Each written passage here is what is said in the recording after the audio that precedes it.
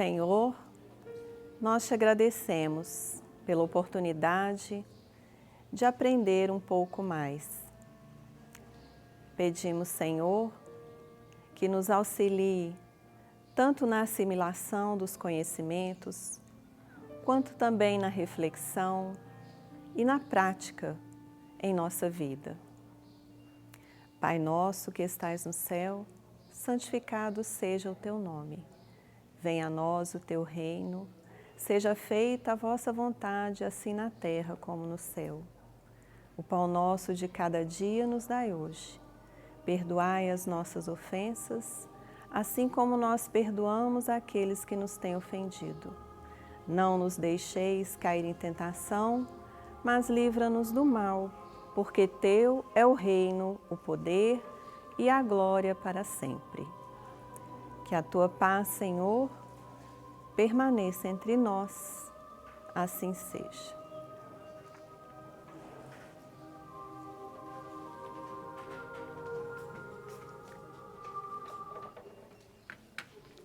Dá para enxergar aí, pessoal, o título? Tá dando para ver? Quem está aí no fundo?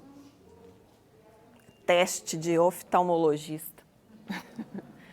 Então, hoje nós vamos estudar a lição Experiência Religiosa.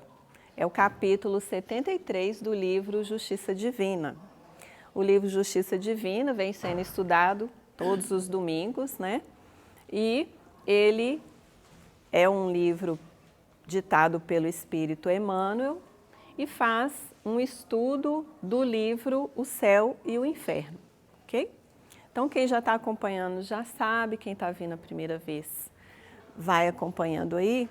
E hoje nós vamos fazer um pouquinho diferente, eu não vou ler a lição não, tá? Vou pegar só um ou outro trechinho dela, mas nós vamos conversar um pouco mais e vamos usar outros trechos, tanto do livro Céu e Inferno, quanto do Evangelho e Livro dos Espíritos, para a gente falar dessa temática, mas sem ficar preso à leitura do texto, ok?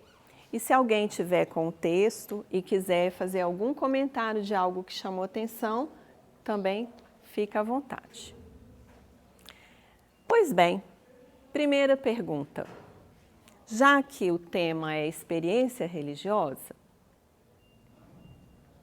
para que a gente busca essa experiência? Para que a gente busca religião? Queria ouvir vocês. Para que a gente está nisso? Conforto, encontrar respostas, curadores. Conforto da gente? Curadores da gente? E o que mais você falou? Compreender. Compreender o quê? As provas. As provas. Então, a sua fala gira em torno de benefícios para nós, certo? Tanto no sentido de aliviar nossas dores, são dores físicas, morais, espirituais, quanto também conectar com Deus. Sentido de melhorar cada dia. Sentido de ajudar a melhorar cada dia, a gente mesmo. E no convívio com o outro. Conectar com o próximo também. Se ligar ao próximo também. Busca interior. Quem falou? Busca interior. O que mais? Eu acho que muitos procuram consolo. Consolo.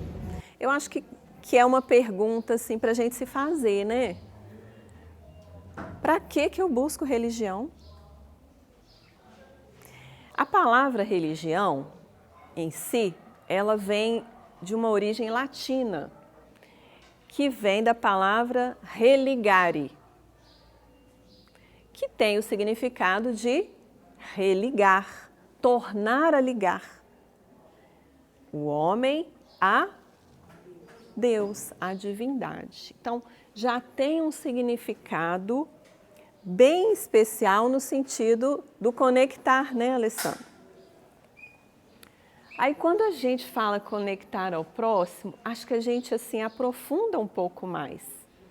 Tem um livro, agora eu esqueci o nome do autor espiritual, mas tem um livro chamado Em Nome de Deus, psicografia do José Raul Teixeira, que lá tem uma lição que eu acho ela muito intrigante. Ela se chama Ver Deus nos Outros. Vocês já pararam para pensar nisso?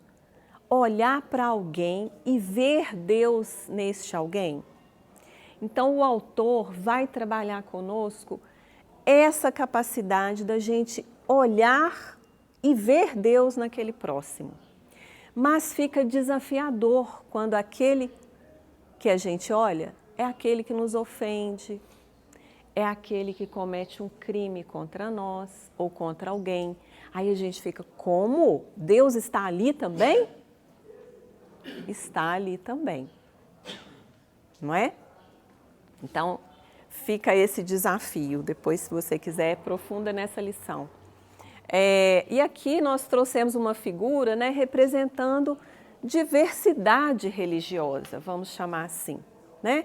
Diversas formas de manifestar esse conjunto religioso, né? De acordo com crenças, com formas de ver, de como que eu vejo Deus, de como que eu compreendo as leis de Deus, a vontade de Deus, né? Então ali a gente tem os bonequinhos ali representando a diversidade que pode ter no nosso mundo, e tem muito mais que isso, né, gente? Então, quando a gente fala de busca de religião, perguntar para a gente, para quê? Para que eu estou buscando? Não é por quê, não, é para quê? Qual a finalidade? Qual é o meu objetivo de estar buscando essa religião? Então, algumas coisas que eu anotei refletindo aqui comigo, vocês falaram. Conexão com Deus, com o sagrado, para sermos melhores pessoas. Mais uma coisa aqui vocês não falaram, para obter admiração, poder, status. Tem isso também. Há uma busca de religião muitas vezes para isso. Porque vai ser respeitado, vai ter um status, vai ter um poder, um domínio. E nós estamos vendo no nosso mundo o que é a questão do domínio, da força dentro do campo religioso, político e religioso, né? Infelizmente, às vezes até para barganha. Quem falou? Sim. E aí a gente também vai repensando a nossa conduta com Deus, se a gente também não está barganhando com Ele, né? Oh Deus, eu vou lá, estudo, aprendo a doutrina espírita, tomo passe, mas mais uma vez essa prova? E aí a gente fica, será que eu estou querendo fazer troca? Não é? Outra coisa que a gente às vezes busca a religião é apenas para seguir uma tradição. Uma tradição às vezes da família, né? Então aquela busca para apenas prosseguir com a tradição. E outras coisas também parecidas, que é um envolvimento social. Né? Quando a gente frequenta um templo religioso, seja de que natureza for, nós temos conexões sociais, né? A gente faz ali laços. Então, mas muita gente vai buscar religião apenas por isso, né? E agora, percepções mais profundas como acalmar a minha alma, fortalecer a mim mesmo, né? Buscar um envolvimento espiritual. Aí já é um para quê mais profundo, que tem um sentido, um propósito de evolução moral. Então não é apenas eu ir no templo religioso e obter ali um envolvimento social, ou escutar sermão, ou uma palestra, ou um estudo, mas eu vou para trabalhar a minha conexão, para envolver mais com o lado espiritual, para me ligar, para abrir as minhas antenas. Então, nós partindo dessa ideia, para quê? Nós vamos ver que na lição de Emmanuel de hoje, ele começa o texto falando que a gente às vezes fica deplorando, lamentando que no mundo exista tanta incredulidade, existe tanto materialismo. E aí ele vai falando das consequências disso, né? Nós, no campo da saúde mental, por exemplo, tá, gente? É um exemplo. Quando se fala que uma pessoa tem uma religião, seja ela de que natureza, de que classe for, é um fator de proteção de saúde mental. Por quê? Alguém tem ideia? Que a pessoa sabe buscar alívio para muitas dores. Sim. O bem-estar, né? Quando você percebe que aquilo está te fazendo bem. E também tem um fator bem preponderante, que é o seguinte: quando há uma religião, o que a pessoa acredita? Assim, para a gente resumir, é em algo além da matéria, tá certo? Que transcende esse mundo. Uma força superior. Então, se eu acredito que isso que eu estou vivendo é temporário, porque existe uma força maior, existe algo que está me ajudando, que vai me coordenar, eu me sustento aqui nessa vida. Então, é um fator de proteção, inclusive contra o suicídio. Quando as pessoas, tem pesquisas mostrando isso, que quando as pessoas tentam o autoextermínio e sobrevivem, né, nessa tentativa, e são ali buscados dados a respeito daquilo, muitas vezes aquela pessoa não tem uma religião. Quando ela tem, ela desiste da tentativa. Então, tem esse fator protetivo também. Por quê? Porque, no fundo, há uma fé, eu nem digo só crença, mas além da crença, há uma fé em algo que não se vê, mas que me sustenta. Então, daí, é importante a gente começar a entender o que é o espiritualismo. Todo mundo já ouviu esse termo? Tem pessoas que confundem um pouco espiritismo e espiritualismo. Tá certo? Todo mundo sabe a diferença? Vamos voltar então? Quem já sabe, recorde. Nós pegamos no Livro dos Médiuns, no capítulo 32, tem lá vocabulário espírita. E Kardec coloca vários termos lá, entre eles espiritualismo. Aí ele diz o seguinte: usa-se em sentido oposto ao materialismo. Então, se a gente tem o materialismo, o espiritualismo vem em oposição. Por quê, gente? O que se opõe? Um acredita só na matéria e na ação dela e é tudo que existe. O espiritualismo transcende em algo além da matéria. Então, ele crença na existência da alma espiritual e imaterial. Então, o materialista, quando acontece a desencarnação e está ali o cadáver, ele fala, não tem mais nada aqui. Então, só tem matéria. Aquilo que estava fazendo aquele corpo viver, né? Aquela pessoa que existia ali, não tem mais, mas não tem para onde foi. Então, não existe mais. Então, só existe a matéria. Olha o significado profundo disso. Dá uma sensação de vazio, não é? Então, Emmanuel trabalha nessa lição como a incredulidade, essa crença no nada, gera uma dor, um vazio. Por quê? Porque se não tem alma, não sobrevive nada, o que vai ser mais lógico? Cada um viver aproveitando o máximo e pensando só em si.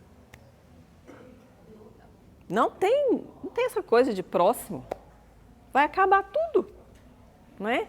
Então, as consequências da crença materialista, ela é jogar assim, num pessimismo ou num gozo sem limite e sem pensar no outro.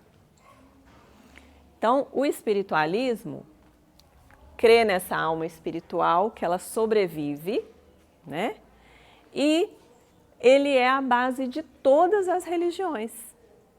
Porque todas as religiões são espiritualistas, porque elas acreditam em algo além da matéria. E o termo espiritualista é aquele que acredita que em nós nem tudo é matéria, o que de modo algum implica a crença nas manifestações dos espíritos. Olha a diferença. O espiritualista acredita que em nós existe algo além da matéria, ou seja, somos uma alma espiritual, né? Além desse corpo que a gente habita. Mas não significa que acredita nos espíritos, na manifestação deles, que é o que o espiritismo acredita. E, de certa forma, prova. Então, todo espírita é necessariamente espiritualista, mas pode-se ser espiritualista sem ser espírita. O materialista não é nenhuma nem outra coisa. Ficou claro, gente? Beleza. Sobre o materialismo, no Livro dos Espíritos tem um trechinho que fala do materialismo. E nós pegamos um comentário de Kardec.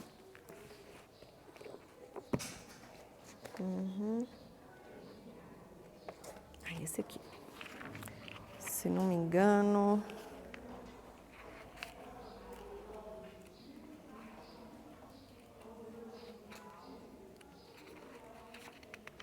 Nós pegamos um comentário que ele é bem extenso de Kardec, a pergunta 148. A 147 e 148 vai falar sobre materialismo. A pergunta 148, Kardec pergunta assim: não é de lastimar que o materialismo seja uma consequência de estudos que deveriam, contrariamente, mostrar ao homem a superioridade da inteligência que governa o mundo? Deve-se daí concluir que são perigosos? Então, Kardec fala de estudos que existem aqui na Terra, que ao invés de mostrar que existe uma inteligência superior, abafa isso. Então, ele questiona para os espíritos se isso aí não está contribuindo, né, para trazer perigo, né, nessa crença apenas materialista. Aí eles respondem que isso é uma forma de ver esses estudos, então tudo depende da nossa análise. Mas eu trouxe aqui trechos do comentário de Kardec para a gente entender um pouquinho do materialismo.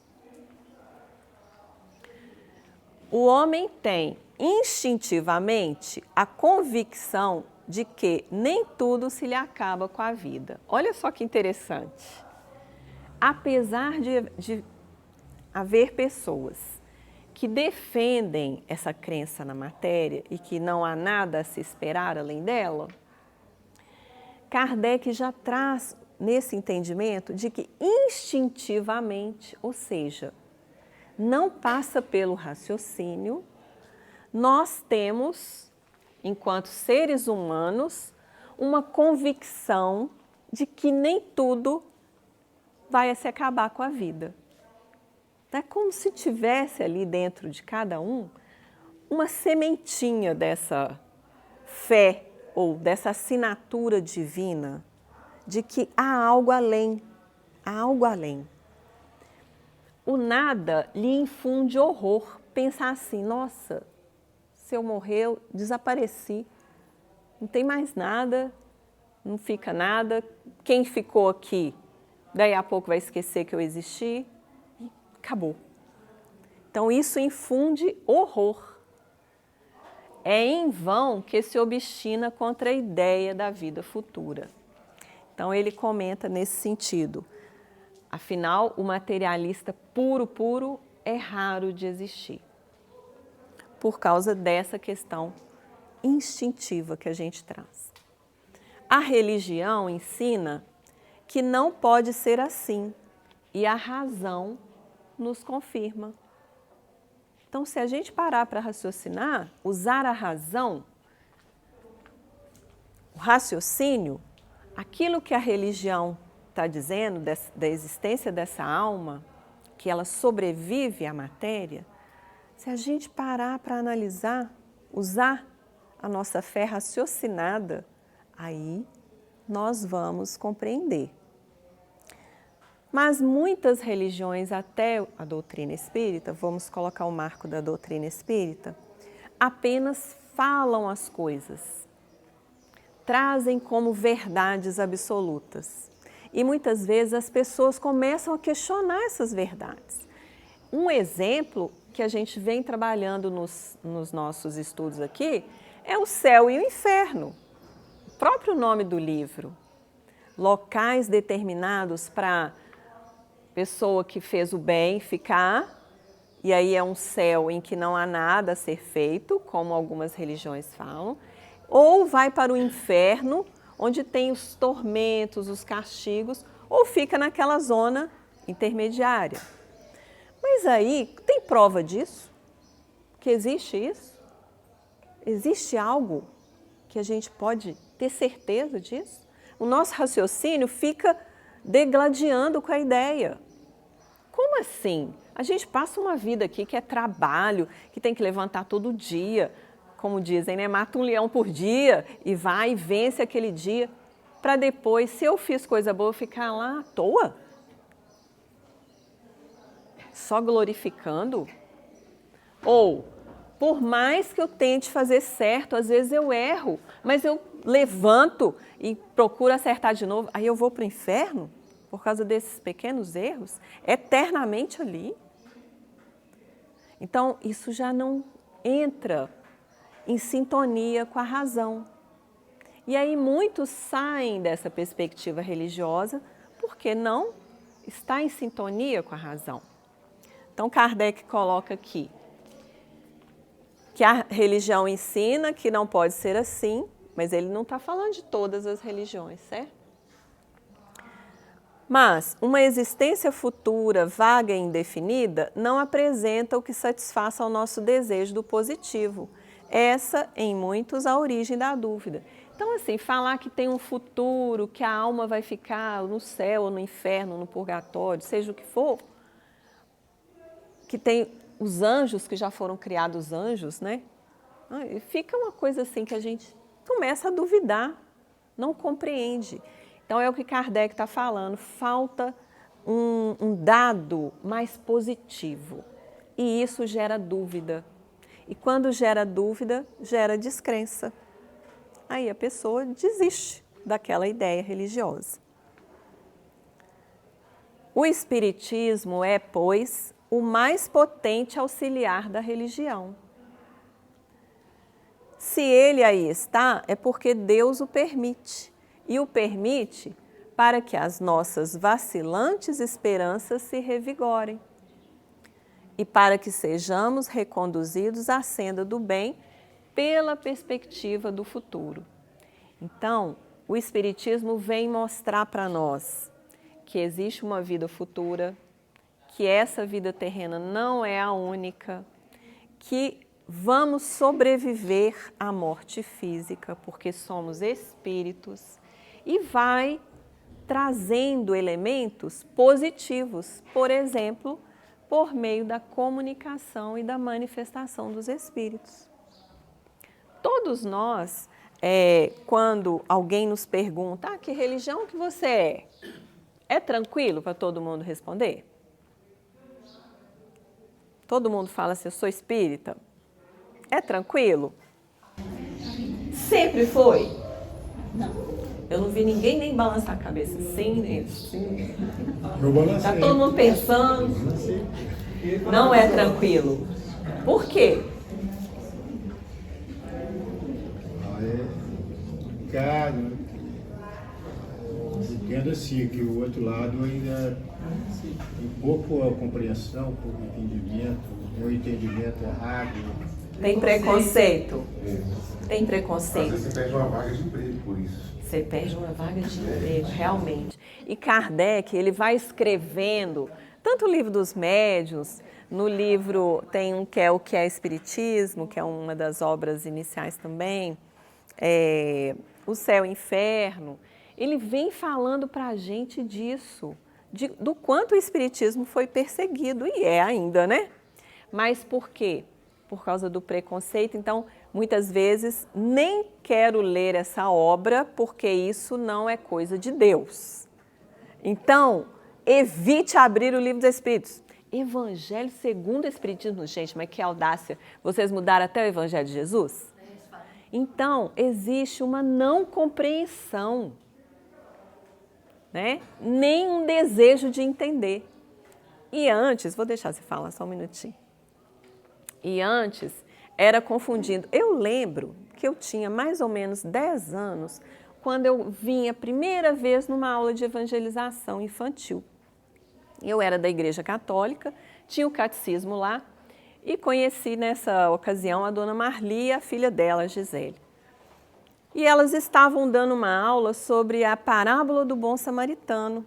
Então elas estavam contando, desceu um homem de Jerusalém para Jericó, aí ele foi assaltado, e eu lá, criança, nossa, achei aquilo maravilhoso, né? Figuras, contando história, porque é diferente do que eu vivia no catecismo, por exemplo. Mas aquilo ali foi tocando a minha alma infantil. Mas pergunta-se lá na minha turminha de escola, se eu falasse que eu era espírita, como é que ia ser? Isso uns 40 e tantos anos atrás, né, gente? E eu lembro que nessa época eu tinha um irmão, hoje já falecido, ele era um ano mais novo que eu, mas a gente era da mesma turma. Aí um coleguinha, não sei por que isso, chegou lá na frente e falou assim, levanta a mão aqui quem é católico. Aí meu irmão, e a gente tinha começado a evangelização infantil, e eu não levantei a mão. Aí ele falou assim, levanta essa mão. Com medo do que é que ia acontecer com a gente, né? Então hoje já existe uma informação mais divulgada, mais disseminada. As pessoas já podem, mas se você jogar na internet, aparece de um tudo. Se perguntar para a internet, para o Dr. Google, né, o que é o Espiritismo, aparece de tudo enquanto há. Então, é necessário realmente que quando a gente vai para um tipo de caminho religioso, filosófico, que a gente compreenda ele. Para que quando vier um questionamento, nós termos a capacidade de esclarecer. A pessoa pode continuar olhando com olhos de discriminação, mas ela vai entender um pouco mais. Agora, a forma de provar que uma religião é boa, é ruim, qual seria? A prática, né? Exatamente. E é isso que Emmanuel vai trabalhar no texto em seguida. Que ele fala dos perigos que a gente às vezes fica falando, do materialismo. Nossa, isso tira a esperança dos jovens. Eles podem aniquilar a própria vida porque não tem um sentido, um propósito, não há o que esperar, né? Podem dominar o outro porque o que importa é o domínio, porque só vale essa vida. Mas Emmanuel coloca para nós que o fundamental não é essa busca de domínio, né? O fundamental é a ação dentro daquilo que eu chamo religião. Qual que é a ação que eu tenho no mundo a partir dessa crença religiosa que eu tenho? Qual que é o meu posicionamento? Que é isso que vai fazer a diferença. Agora eu já não sei de quem que é essa frase, mas tem uma frase dizendo que qual é a melhor religião? Perguntaram para essa pessoa, que agora me fugiu quem é. E a pessoa respondeu, a melhor religião é a religião que te faz melhor. Então, se aquele caminho religioso te faz uma pessoa melhor, mais útil, capaz de trabalhar pela vida, pelo próximo, por si mesmo, essa é uma religião boa para você. Acho que é o Dalai Lama. Dalai Lama? Então, eu lembro do Leonardo Boff contando isso, mas não lembrava de quem que ele estava falando, então deve ser mesmo. Então, muitas vezes, isso também é bem importante para nós entendermos. A gente conhece a doutrina espírita e começa a se encantar com os esclarecimentos. E começa a desejar que quem está junto de nós também venha conosco. E aí a gente começa a falar daquilo, explicar, e a gente convence. Porque a gente está falando apenas. E muitas vezes, aquela pessoa tem até um caminho religioso já. Por quê? Não, vou tirar o porquê. Para que vamos tirar essa pessoa daquele caminho, gente? Está prejudicando a ela? Aí tudo bem, você pode falar alguma coisa para que ela reflita, para que ela olhe de outra forma.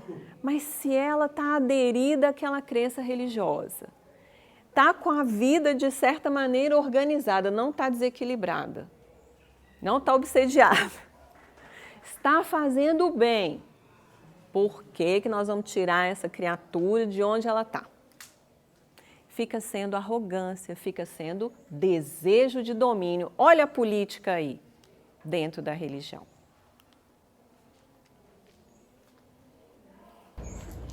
Patrícia, tem algumas pessoas que se decepcionam, né? Com a doutrina espírita? Não só com a doutrina, mas no campo religioso que elas escolhem, né? E às vezes a gente escuta essas pessoas distanciando, né? Da espiritualidade delas, Sim. né? E aí você vê que elas estão numa postura totalmente Avessa, né? Ao campo religioso. Verdade. Acontece muito também. Por isso que o antídoto, vamos dizer assim, que Kardec coloca, é realmente a fé raciocinada. Mas muitas vezes também porque procura a religião uma intenção que não é esse religar que você está ouvindo. Qual a É intenção? decepção, né? Qual seria, então, a intenção? Na sua forma de entender. Porque está mais ligado ao mundo materialista do meu espiritual. Quer ter vantagem, né? Pessoas superiores, né, que caem prontas do céu. Como? Soluções exteriores. Sim, que caem sim, prontas sim. do Eu céu. preciso de um emprego, eu preciso ser curado, meu filho está endemoninhado. E aí vai, todas as necessidades, né? Materiais, Quer que resolva que imediatamente. quer que resolva no imediato. E outra coisa, quando a gente vai para a doutrina espírita, a gente começa a entender essas dores, entender essas provações, que muitas vezes é uma obsessão na família que faz essa família toda caminhar. É uma doença que me faz cuidar melhor do meu corpo. Aí a gente quer tirar tudo que incomoda. Para quê? Né? Jesus também curou. E quando as pessoas realmente ficavam curadas, tanto física quanto espiritualmente, é que elas tinham uma postura interior diferente, de fé, gratidão e buscaram outro posicionamento a seguir. Porque aqueles que voltaram para o mesmo posicionamento, mesmo tendo sido curados por Jesus, voltaram no futuro a adoecer.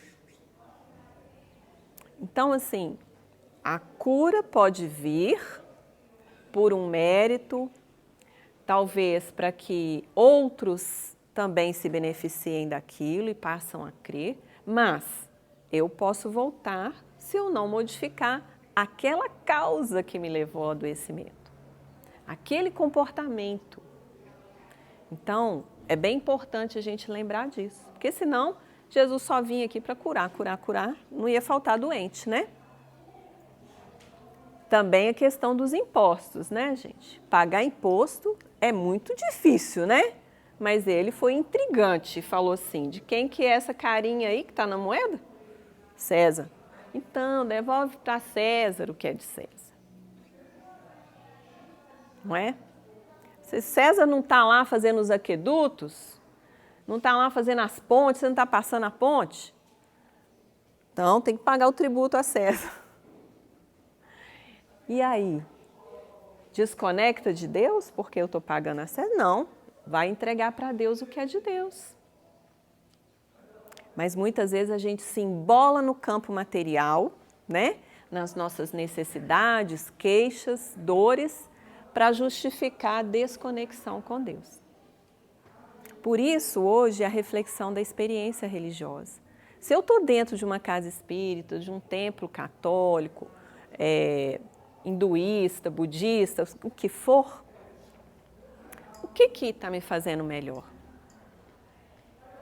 O que eu posso fazer melhor pelo outro, pelo mundo? Então, no livro Céu e Inferno, que é o trecho que Emmanuel comenta na lição de hoje, vem falando sobre o porvir e o nada. O que é porvir? O que está para vir é a vida futura. E o nada? Não tem nada para esperar depois desta vida. Então ele começa a conversar a respeito disso. E eu selecionei aqui umas frases. Pela crença no nada, o homem concentra todos os seus pensamentos forçosamente na vida presente. Se a gente acredita no nada, se o ser humano acredita no nada, para onde que ele vai canalizar os esforços dele? Os desejos? Só no presente. O que importa é agora. A vantagem que eu levo agora. Isso aí já dá uma ideia das consequências, não dá, gente? De que ia virar o mundo. Então a gente pensa assim, nossa, então tem menos pessoas crendo no nada do que a gente imagina, porque senão esse mundo estava um caótico. Tudo bem que às vezes parece que ele está muito caótico, mas está lá sob a proteção e a organização divina. Mas, quando se tem generalizada a crença no nada, imagina, a civilização ia acabar. Tudo que a gente evoluiu até hoje ia acabar. Cada um pensando em si. Esta preocupação exclusiva do presente conduz o homem a pensar em si, de preferência a tudo. É, pois, o mais poderoso estímulo ao egoísmo. Então, o nada, a crença no nada é o mais poderoso estímulo ao egoísmo. E a desvalorização da própria vida física. Como a gente falou antes do suicídio, né? Não ia importar perder a vida, porque não tem nada mesmo para esperar. Kardec até coloca um exemplo lá de um rapaz que tem uma doença e se o médico dissesse para eles que ele só teria mais 3 meses de vida, para ele que acredita no nada, o que ele ia fazer nesses 3 meses? Ele ia cuidar da saúde dele? Ele ia se preocupar em despedir de alguém? Ele ia se preocupar em fazer só aquilo que ele quisesse. Mesmo falando com ele, mas você está adiantando sua doença, você vai morrer mais rápido. Ah, quem importa, eu vou morrer mesmo. Daqui 3 meses não estou aqui. Então, essa crença no nada não tem porvir, não tem vida futura. Não precisa cuidar de mais nada. Ah, mas seus pais vão ficar tristes de ver morrer antes desses 3 meses? Ah, estou preocupado com meus pais. Não, só comigo. Mas, se a religião se mostra impotente para sustar, para impedir a incredulidade, é que lhe falta alguma coisa na luta. O que será que falta, né? O que lhe falta nesse século de positivismo, século XIX, quando Kardec estava, né, escrevendo esses livros, era um século em que a ciência estava se propagando de uma forma mais evidente. As coisas tinham que ser provadas. Por isso fala lá, século do positivismo. As coisas têm que ser positivas. Você fala isso, me prova. Eu tenho que entender, não é só falar que existe. O que lhe falta? O que falta à religião nesse século de positivismo, em que se procura compreender antes de crer, é, sem dúvida, a sanção de suas doutrinas por fatos positivos, assim como a concordância das mesmas com os dados positivos da ciência. Então, se a ciência vai e investiga o céu, aqui são várias camadas de atmosfera, você não encontrou nenhum anjo? Não encontrou nenhum anjo. Mas você está falando que tem anjo? Assim, sobrevoando? Não tem anjo aqui não. Aí então, como é que fica a religião com o fato positivo que a ciência está mostrando? Né? Então, é isso que Kardec está falando. Precisa estar de acordo a ciência e a religião. Tem coisas que a religião já está apontando muito antes da ciência descobrir, né, gente? Quando Kardec traz no Livro dos Médiuns, no livro Céu e Inferno, a manifestação dos relatos dos espíritos, da condição que eles estão no plano espiritual, aí tem lá espíritos de todos os níveis, espíritos que estão sofrendo lá, que foram criminosos aqui, como que eles estão lá, que fizeram o bem aqui, que não fizeram nem o bem nem o mal, passou a vida assim, sem fazer nada de útil, como é que eles estão lá? Que os médiuns vêm trazer essas manifestações e antes de serem os médicos, tanto da psicografia quanto da psicofonia, trazendo isso, nós tivemos outros fenômenos, né? Mais materiais, provocados pelos espíritos, querendo dizer assim, tem algo além, viu, gente? Então, aquelas pancadas, as mesas girantes, desde a história do espiritismo, se a gente for lá, a gente vai ver essas manifestações dos espíritos se propagando. E Kardec foi aquele que se debruçou para compreender. Peraí, ele era um cientista, ele era da academia. Como assim? A mesa está girando? Ela pula, ela responde até perguntas. Meu filho. Então, o dia que me provarem que a mesa tem nervos para sentir e cérebro para pensar, eu vou lá ver. Não foi assim a resposta dele? Então, ele já tinha uma postura disso. É preciso ter lógica, é preciso ter razão. Não dá para simplesmente crer. Até que ele foi se debruçar.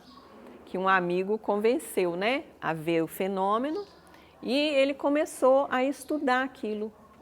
Quem tiver curiosidade vai ler um pouquinho da introdução do Livro dos Espíritos, que já fala bem dessa história. É nestas circunstâncias que o Espiritismo vem opor um dique à difusão da incredulidade. É como se o dique é aquilo que impede aquela correnteza ali, né, de destruir tudo, né? Aquela represa. Então tem um dique e ele vai organizando, não somente pelo raciocínio, mas não somente pela perspectiva dos perigos que ela acarreta, mas pelos fatos materiais, tornando visíveis e tangíveis a alma e a vida futura. Na época também do Chico Xavier, no início, né, do Espiritismo, quando ele estava trabalhando com a mediunidade, ele também participava de sessões de materialização, em que os espíritos, né, eram materializados e se tornavam visíveis, estão ali. O Espiritismo tornando a alma tangível, é possível ali ver. E os cientistas também, né, que foram estudar o Espiritismo, também iam lá ver, medir, pesar. Nossa, tem diferença aqui, tem peso essa alma. Hoje não tem mais as sessões de materialização. Parece que foi realmente uma época para isso ser propagado. Hoje, a religião precisa tocar o coração. Então, quando eu falei assim, o que vai ser um argumento irrefutável para que o outro veja a importância da religião? é a nossa prática religiosa. O que eu tenho feito com tudo que eu acredito? Uma vez que Jesus ensinou as verdadeiras leis de Deus, qual a utilidade do ensino que os Espíritos dão? Terão que nos ensinar mais alguma coisa? É do Livro dos Espíritos essa pergunta. O que vocês acham?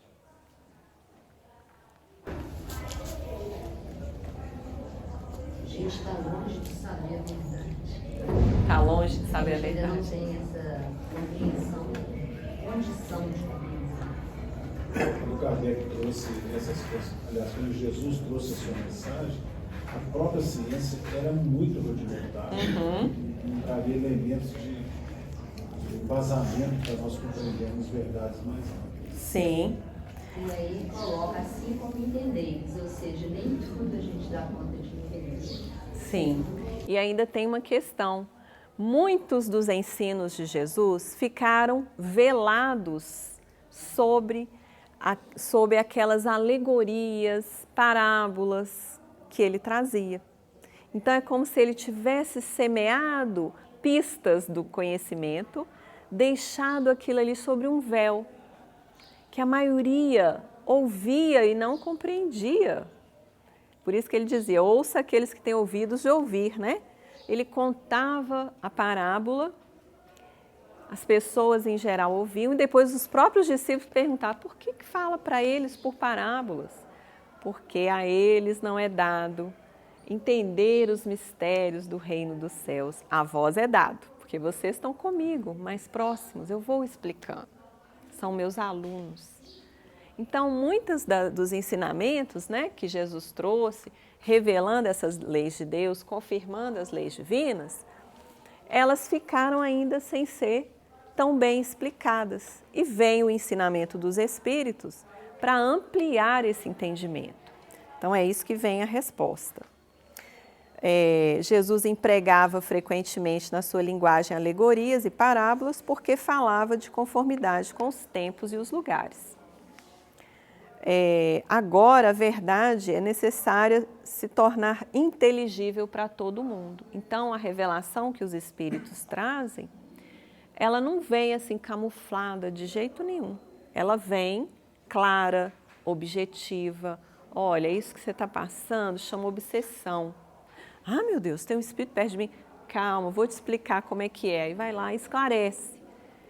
Então, não tem, assim, algo que eu vou ocultar, né? Então, eles vêm para explicar, para trazer um conhecimento mais claro, mais objetivo.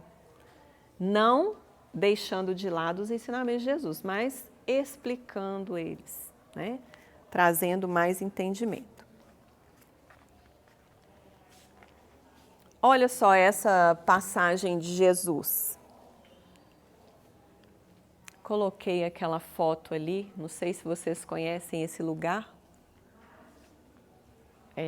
Lá em Arraial do Cabo, tem um lugar lá que uma amiga falou assim, lá é o lugar de ver Deus. Aí eu falei, vou achar uma foto.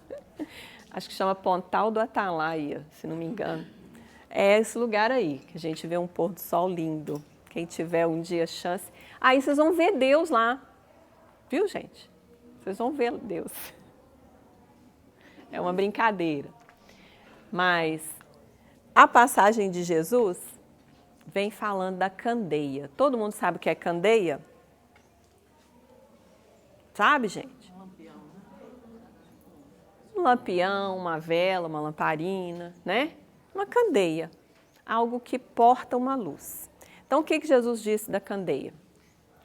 Não se acende uma candeia para colocá-la sob o alqueire. Alqueire, vocês sabem o que é?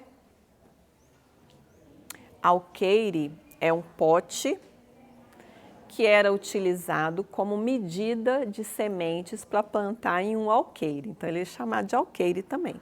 Então, ninguém acende uma vela, uma lamparina, um lampião e coloca debaixo de um pote. Isso é lógico, né? Mas colocam-na sobre um candeeiro, a fim de que ela clareie todos aqueles que estão na casa. Candeeiro é o lugar onde eu coloco essa vela, ou essa candeia, esse lampião. É lógico isso que Jesus falou? Vamos pegar esse simbolismo para as religiões, para o conhecimento e para a experiência religiosa. Nós acendemos uma experiência religiosa dentro de nós, não é para ficar escondido, apenas dentro de nós. Aí ele diz o quê? A gente precisa colocar no velador, num lugar alto, para que ilumine todos que estão na casa. Agora, se você tem a sua experiência religiosa e está ensombrando a sua casa, vai rever essa experiência. Porque se nós acendemos uma luz interior, essa conexão com Deus, com o sagrado, com o divino, com a nossa fé religiosa, é para tornar o mundo melhor. Primeira coisa, quem é que se ilumina quando está com a candeia? Primeiro sou eu. E depois? Se Jesus fala para colocar no velador, no candeeiro, é para que todos se beneficiem. Daí a importância do nosso exemplo, o comportamento. Está em Mateus 5,15 e no Evangelho segundo o Espiritismo, capítulo 24, no item 1. Qual o caminho de conexão com Deus, gente? Primeiro sou eu. E depois? Qual é? A oração? O que mais? Trabalho no bem? O que mais?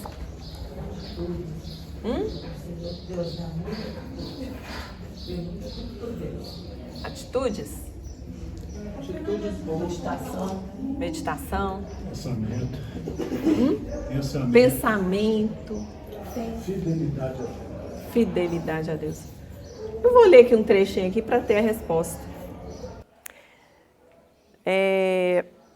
Indubitavelmente, todos nós lamentamos a incredulidade que lavra na terra, ressecando corações e ensombrando inteligências.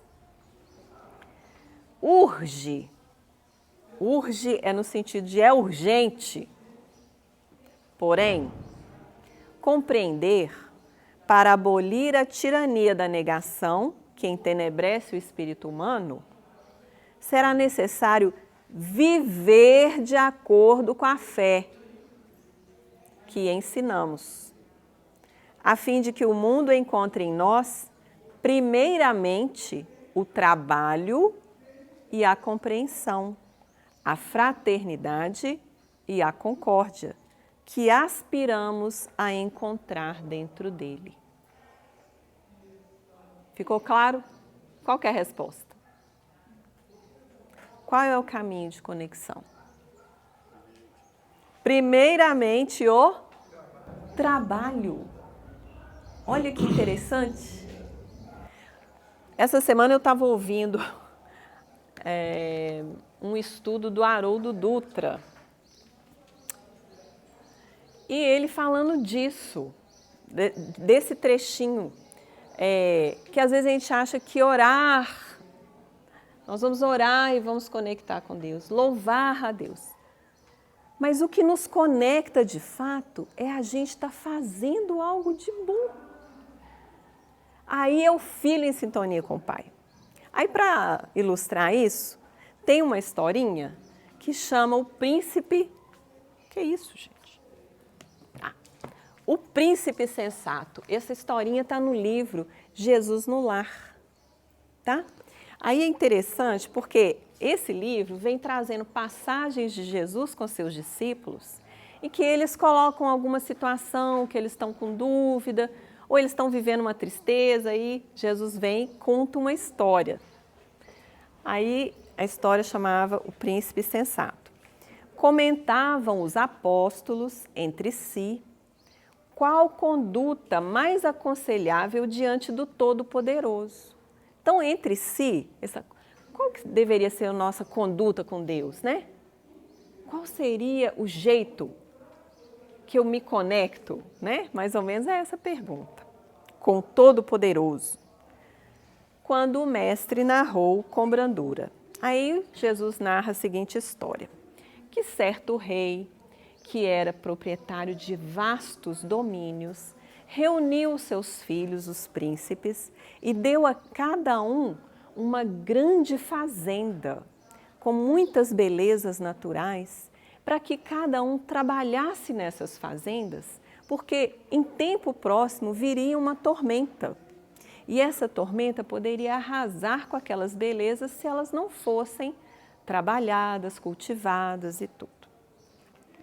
Aí entregou para cada um e desejou para esses filhos, para esses príncipes, a coroa da compreensão, do amor e da sabedoria, para que somente através delas, aliás, para que eles conquistassem essa coroa de compreensão, amor e sabedoria através da educação e do serviço. E aí ele foi. Quando os príncipes chegaram nas terras, eles ficaram tão embasbacados com a beleza que ficaram descansando com suas tribos de ajudantes, né? Descansando e olhando a beleza das planícies por muito tempo. Quase ninguém cuidava da aplicação dos regulamentos estabelecidos pelo governador central, que era o rei.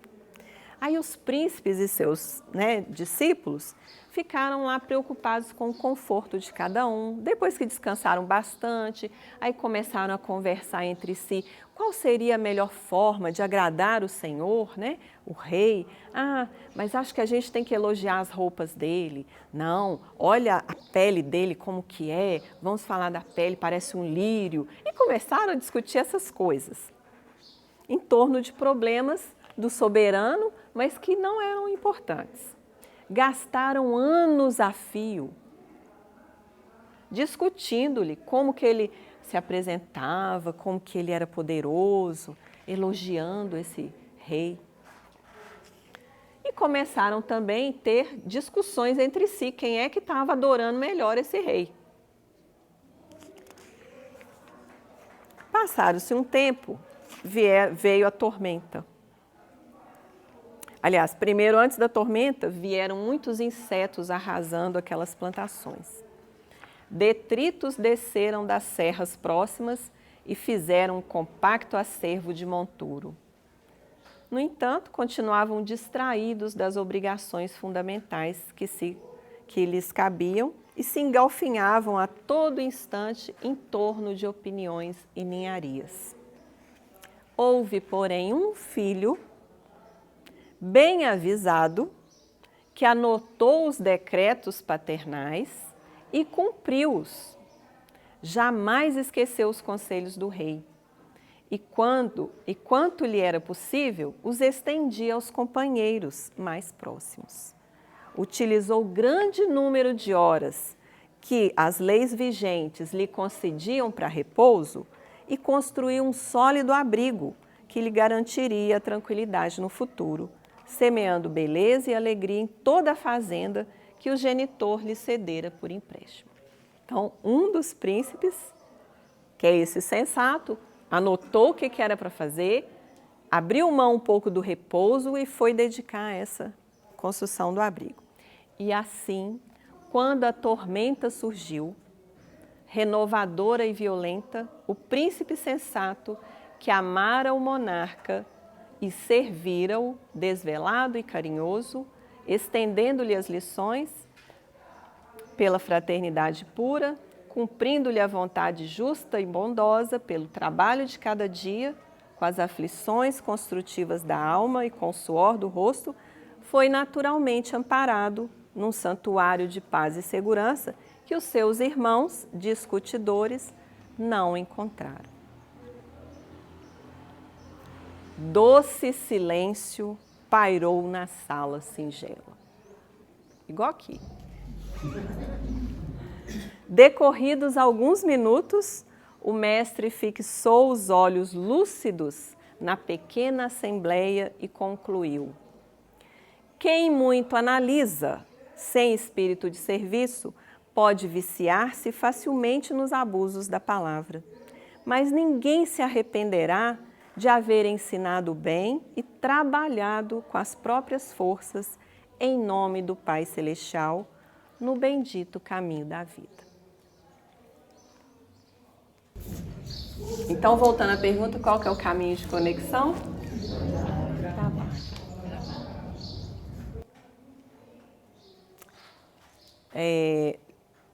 Vou pular essa aqui, só para a gente fechar.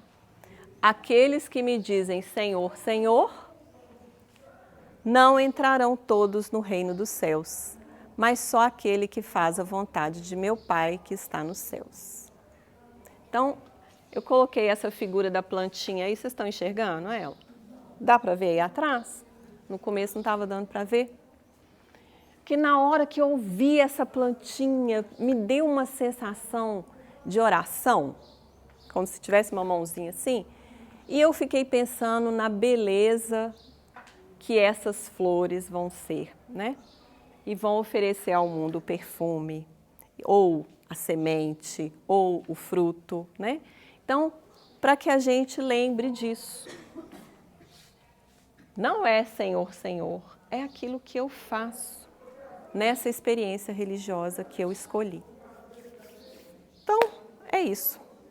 Se alguém tiver alguma pergunta final, comentário, reclamação, então a gente vai encerrar.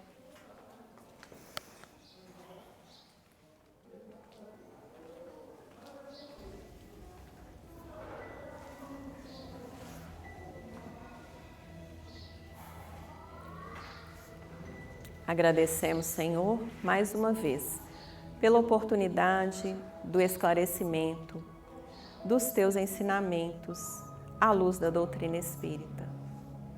Pedimos, Senhor, teu amparo para que possamos nos dedicar ao trabalho de cada dia, na seara que nos entregastes, fazendo o melhor que pudermos. Que a tua paz nos envolva, nos fortaleça e nos acompanhe no retorno às nossas atividades. Que assim seja.